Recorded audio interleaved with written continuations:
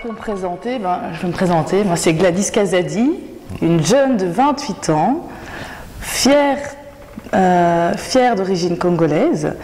Je suis actuellement députée bruxelloise. J'ai également siégé comme députée au sein du Parlement de la Fédération Wallonie-Bruxelles, un mandat que j'ai laissé il y a maintenant 6 mois pour me concentrer à mon nouveau mandat d'Échevine à Berchem-Sainte-Agathe, où je suis en charge de la santé publique, des aînés et des relations intergénérationnelles, ainsi que des familles et du soutien à la parentalité.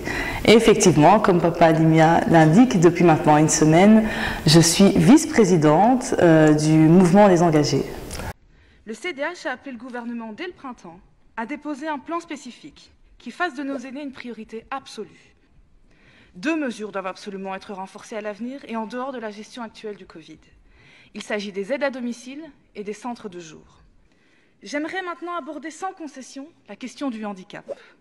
En 2019, lors de la présentation de votre accord de politique générale, je le disais déjà, la politique d'aide aux personnes en situation d'handicap est le parent pauvre de votre gouvernement. La crise ne peut servir d'excuse à un éventuel retard. Au contraire, elle a prouvé la nécessité absolue d'investir dans un hébergement de qualité afin de permettre une vie digne et épanouie aux personnes en situation de handicap.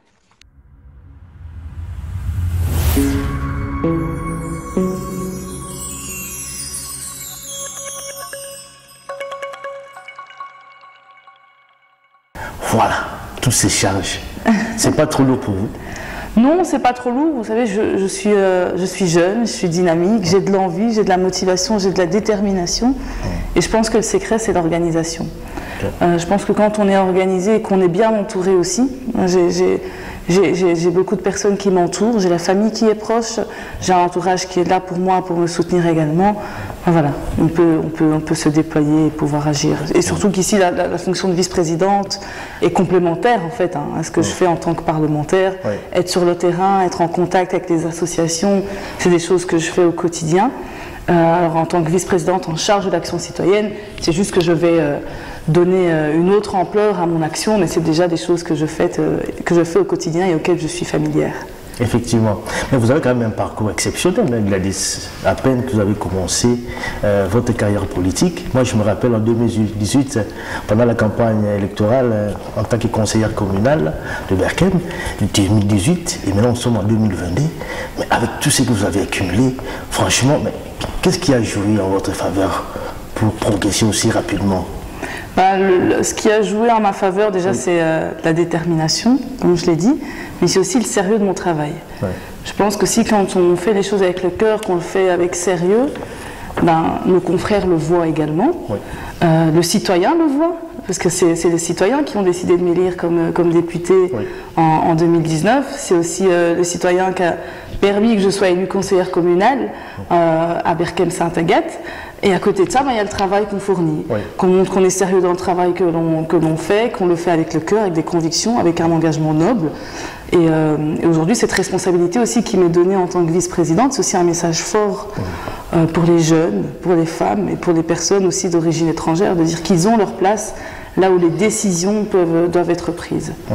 Alors on va un peu revenir sur votre désignation en tant que vice-présidente du parti, mais parlons un peu du parti. Les engagés, c'était CDH auparavant, maintenant vous changez des noms et des couleurs également. Qu'est-ce qui fait? Pourquoi est-ce que vous avez changé des noms et des couleurs? Est-ce que vous vous êtes senti, je ne sais pas moi, éloigné un peu de votre électorat, en perte de vitesse, ou vous voulez tout simplement vous rééduquer un tout petit peu? En perte de vitesse, oui, certainement. À la suite des élections qu'on a connues en 2019, il faut pouvoir avoir l'honnêteté de le dire, oui. Les résultats n'étaient pas bons pour le CDH.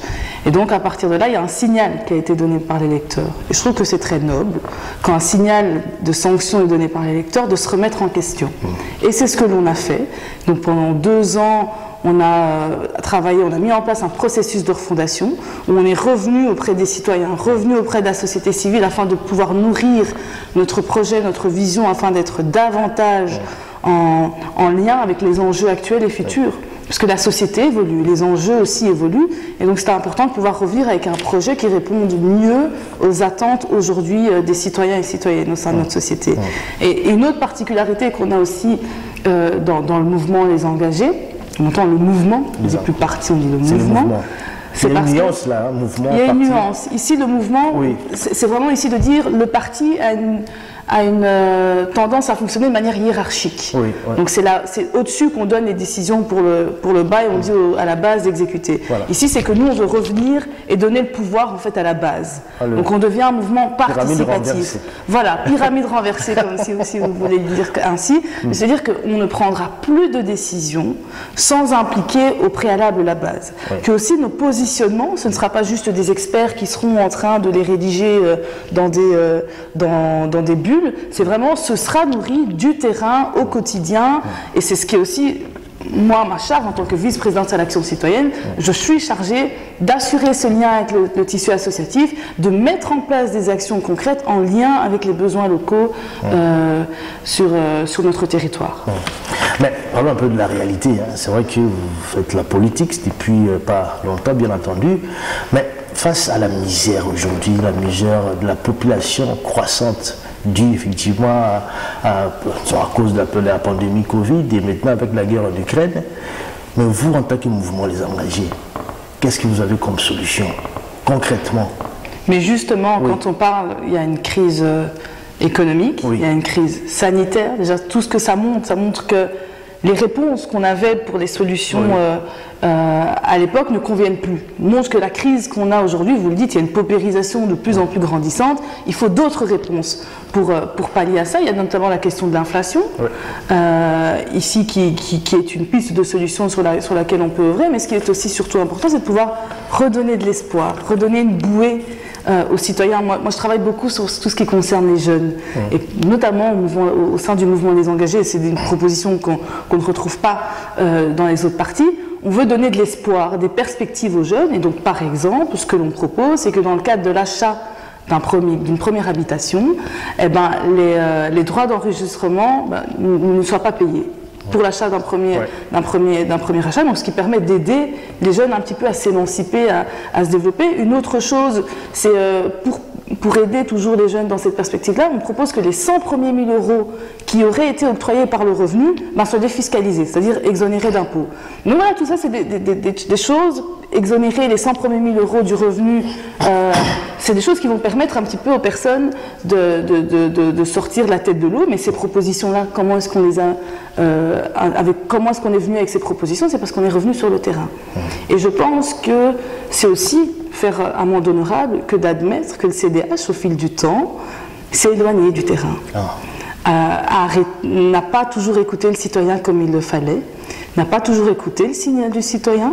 Et donc c'est aussi avec ça, avec le mouvement des engagés, de dire on revient vers vous, on revient vers le citoyen, on s'engage pour vous, vraiment dire pour vous, et donc on vous écoute aussi dans ce que vous avez à dire. Maintenant, revenons à votre élection. Pas élection, désignation en tant que vice-présidente du parti ou du mouvement Les Engagés. Il faut quand même le souligner, vous êtes la première femme d'origine africaine subsaharienne à occuper un poste de vice-présidence du parti ici en Belgique. C'est vraiment une période, d'abord félicitations. Un grand merci. Voilà, mais expliquez-nous un tout petit peu, comment est-ce que vous avez fait pour occuper ce poste? Comment est-ce que vous avez convaincu le président du parti ou les membres du parti pour être désigné vice-présidente?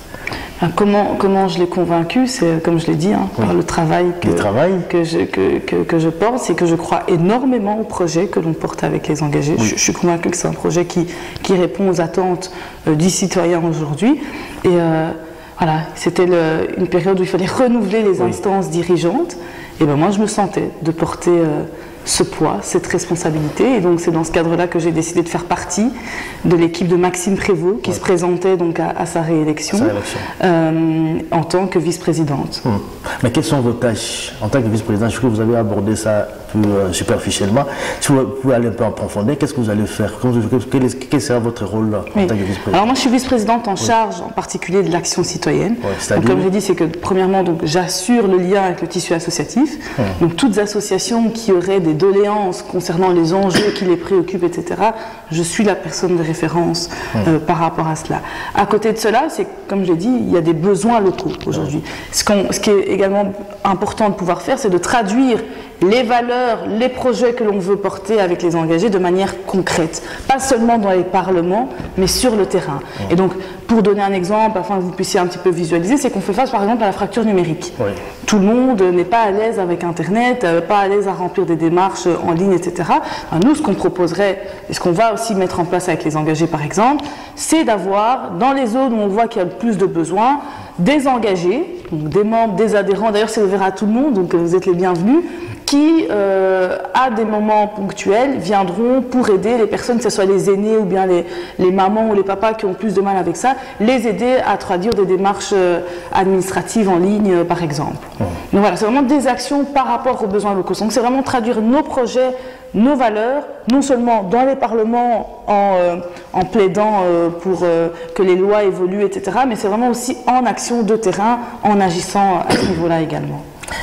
Effectivement. Alors, Madame Gladys Kazadi, si on peut parler du bilan, votre bilan, d'abord en tant que conseillère communale, on va aller mollo, hein, parce que conseillère communale, échevine, ce que vous avez déjà fait et ce qui reste encore à faire, conseillère communale, échevine, députée bruxelloise, bon, vice-présidente, vous venez à peine d'être nommée.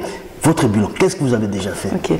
Alors, je ne suis plus actuellement conseillère communale, parce que quand on devient échevine, on n'est plus. Mais je peux déjà vous expliquer en tant que conseillère communale. Alors, en tant que conseillère communale, j'ai beaucoup travaillé sur le contrat de quartier durable. Donc le contrat à Berchem-Saint-Agathe, effectivement. Et donc, le contrat de quartier durable, c'est de dire, on veut aménager en fait notre territoire afin qu'il soit plus agréable pour les Berchemois. Donc, je me suis fort investie dans ce projet. C'est un projet qui, actuellement, est en consultation auprès des citoyens berchemois. Et l'idée, c'est qu'il soit validé d'ici la rentrée et qui va nous permettre de pouvoir mettre en place un plan d'action pour pouvoir redonner un nouveau souffle à Berchem-Saint-Agathe. Donc il y a cet aspect-là déjà qui a été fait en tant que conseillère communale. Maintenant, en tant qu'échevine, moi je suis échevine, donc, comme je vous ai dit, depuis maintenant 6 mois. 6 mois. Donc ça fait 6 mois que je suis échevine. Avec plusieurs prérogatives, je vois. Oui, donc la santé, la famille, parentalité et les aînés et les relations intergénérationnelles. Voilà. Alors pour ce qui est de la santé, je travaille beaucoup, en fait j'axe mon action sur tout ce qui est prévention, promotion santé. J'ai décidé d'axer mon travail sur cela. Et donc ce que ici va notamment bientôt être mis en place, c'est des actions de sensibilisation par rapport au diabète.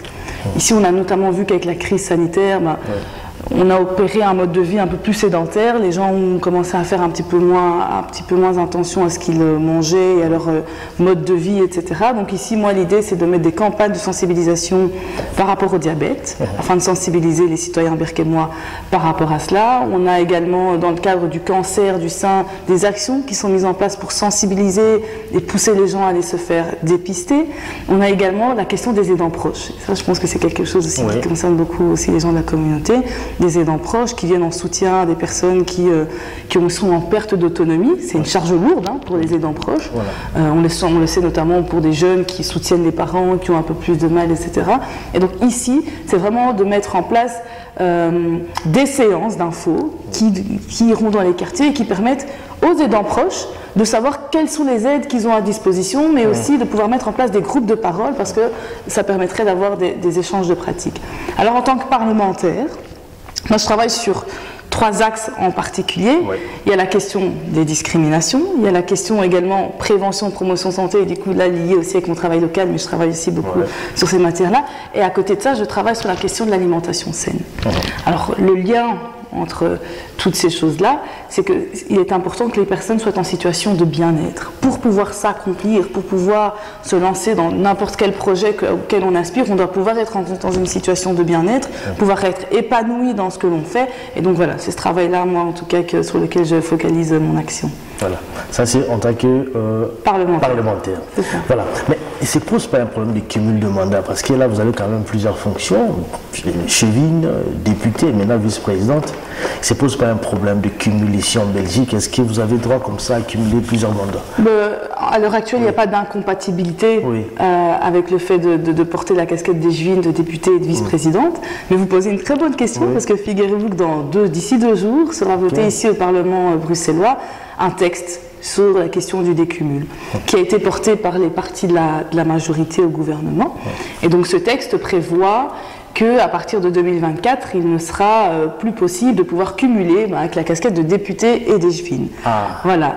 Alors c'est un texte qui va certainement passer et qui est reporté par la majorité, mais un texte qui, à mon sens, ne va pas jusqu'au bout des choses. Parce que je pense, et aussi, c'est même pas ce que je pense, c'est que des contacts aussi que j'ai avec les citoyens, le vrai problème que rencontrent les citoyens, c'est pas le fait de se dire qu'une personne est députée ou échevine, etc. Le vrai problème, c'est la question de la rémunération des élus. Je pense que c'est sur ça qu'il faut travailler. Et donc, moi, j'aurais plutôt plaidé pour plutôt de dire un décumul de mandats, plutôt un décumul des rémunérations, parce que c'est un engagement politique, et effectivement, il n'est pas normal que les élus aient des rémunérations, parfois que je trouve même démesurées, par rapport à la réalité en plus aujourd'hui que connaissent un bon nombre de citoyens. Et à côté de cela, si on veut vraiment pousser la réflexion jusqu'au bout, il faut que l'efficacité également du travail, est-ce qu'on peut être efficace en cumulant plusieurs mandats comme ça? Mais est-ce qu'on parle de l'efficacité d'une personne qui est députée et médecin? Non. Est-ce qu'on parle de l'efficacité d'une personne qui est députée et entrepreneur? Non. Mais pourquoi est-ce qu'on parle dans ce cas de l'efficacité d'une personne qui serait députée et échevine? Je pense que la question de l'efficacité, déjà c'est... Pour ce qui est des mandats politiques, c'est aux citoyens de le dire, en se disant à la fin du mandat, de dire est-ce qu'on estime que cette personne a fait un bon boulot ou pas. Mais il y a des personnes qui assument aujourd'hui, mais moi je vais même parler de nos mamans, qui sont parfois aides ménagères, qui font du babysitting ailleurs et qui font d'autres boulots à côté, et qui assurent et qui le font efficacement. Je trouve que c'est la personne qui agit, qui est en capacité de pouvoir dire si les tâches qu'elle assume, elle sent qu'elle les fait correctement ou pas. Si à un moment on estime qu'on ne les fait pas correctement, alors effectivement ça a du sens de laisser l'un des projets ou l'un des métiers que l'on est en train de faire, mais si on estime qu'on est organisé correctement, que l'on fait le travail correctement, moi je ne vois pas où se trouve le problème. Quand vous êtes présenté, comme les gens également le découvrent, les noms l'indiquent bien entendu Gladys Kazadi. Vous avez sûrement une base au sein de la communauté africaine, sûrement, à Berkem, tout ça.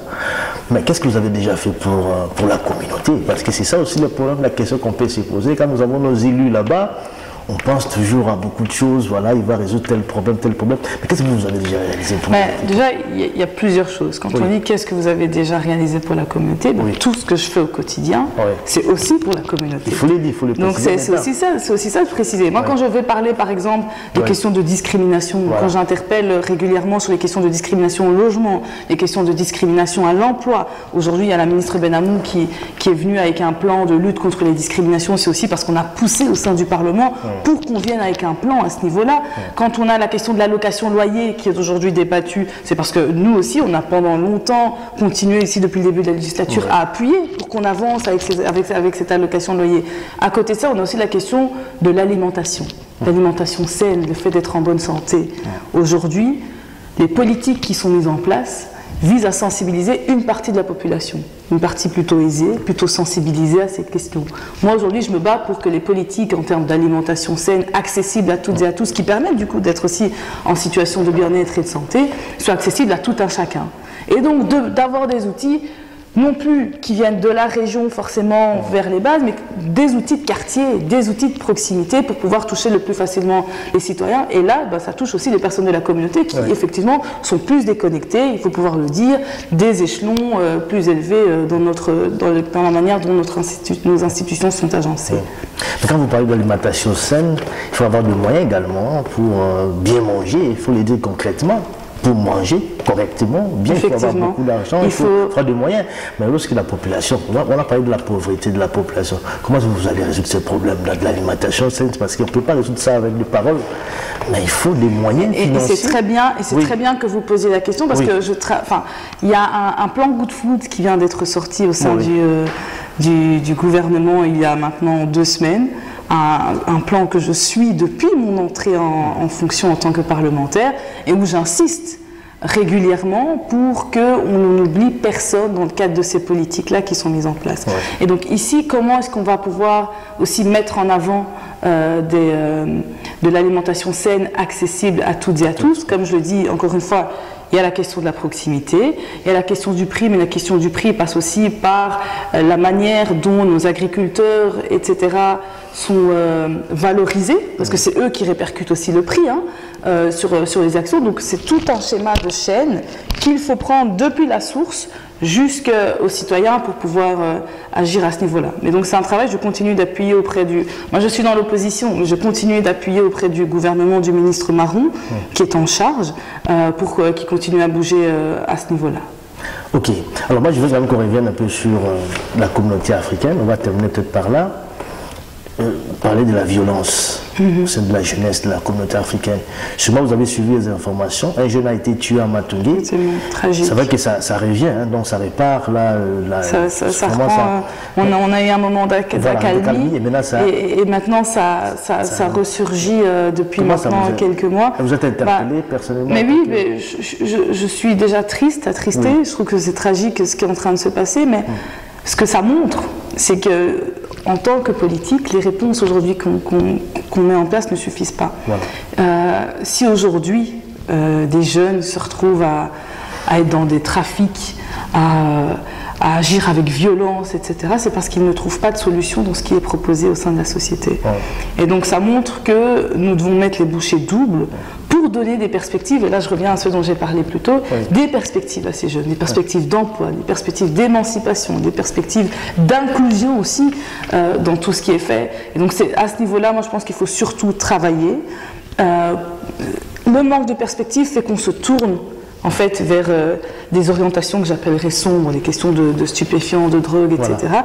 Et puis aussi la question de la sécurité. La sécurité aussi dans les quartiers. Je pense qu'à Matungé, la sécurité aussi a été petit à petit un petit peu délaissée et qu'il faut revenir ici avec des plans sécuritaires, de l'accompagnement. Vous savez, ces jeunes qui sont dans des trafics, etc., on ne doit pas... Alors quand on va trop loin à criminaliser, il faut sanctionner. Mais il faut changer le prisme, il faut les voir comme des victimes. Et c'est en les voyant comme des victimes qu'on va pouvoir les accompagner afin de les faire sortir de ces situations dans lesquelles ils se trouvent. Et les accompagner, c'est les accompagner avec des perspectives qu'on peut leur donner. Effectivement, vous parlez de victimes, mais quelque part aussi, on parle aussi de la responsabilité des parents.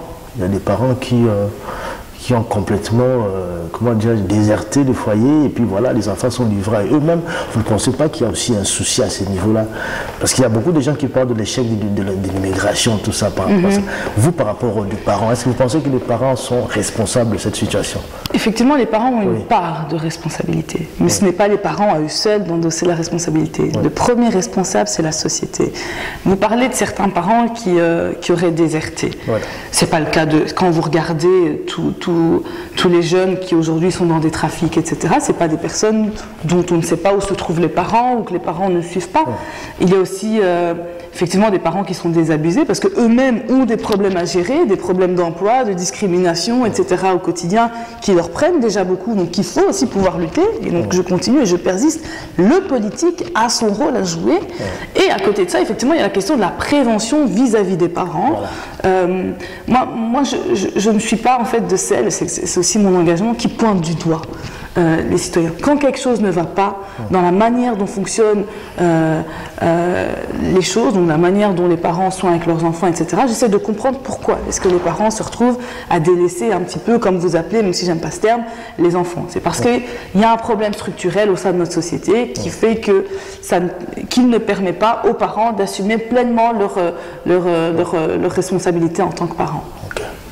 Merci en tout cas Gladys Kazadi, je ne sais pas si vous avez... Ça fut un grand plaisir, merci pour l'invitation. Voilà, vous êtes très occupé, je ne vais pas vous prendre beaucoup de temps non plus.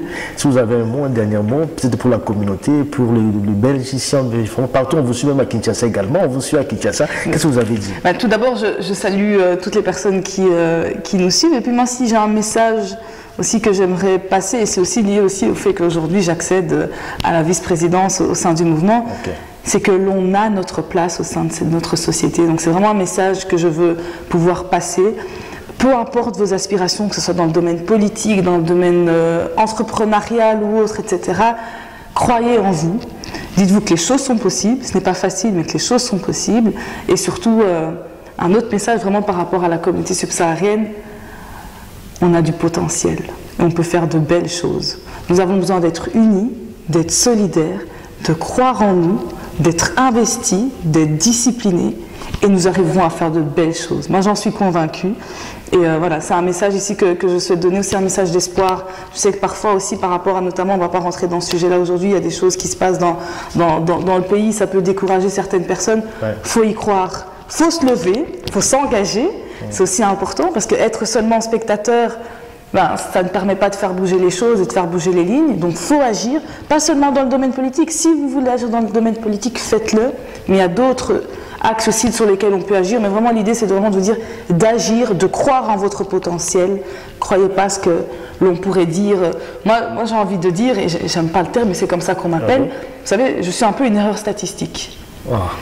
De classe moyenne, j'ai grandi dans un quartier assez paupérisé à Bruxelles, dans le quartier à Nessens. Mes parents ne sont pas du tout du domaine politique.